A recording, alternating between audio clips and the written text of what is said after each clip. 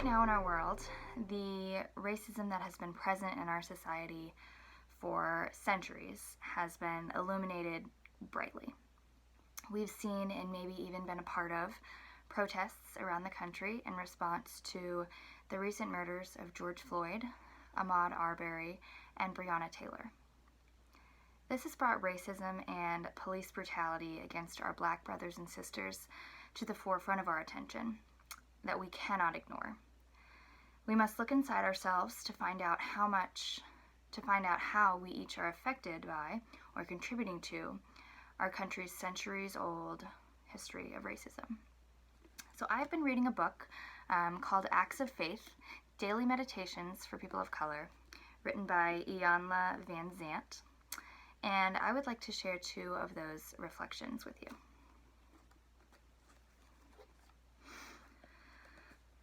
As you look around the community, society, the world, you probably see many things you would like to change. Injustice, inequality, hatred, and poverty probably disturb you. You may be angered by the lack of respect and insensitivity to people and their needs. You want to speak out and sometimes strike out to make the changes happen. But don't forget that God works from the inside out. You must first look within yourself to eliminate the fear, the anger, the imbalance in your life. Then and only then can you move forward to create peacefully and powerfully the changes needed in the world.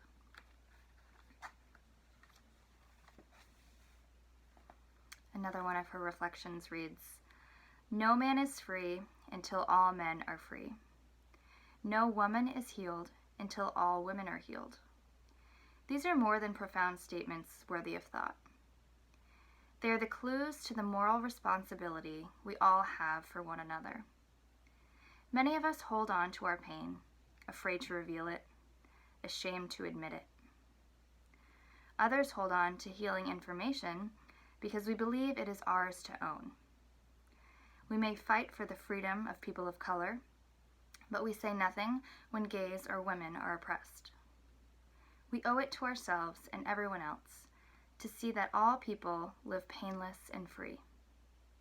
It is our duty to share what we know if it has helped us to move beyond some darkness in life. We can talk it out or write it out, but we must get it to those in need. We can support someone and encourage someone else to take healing steps or paths or ways.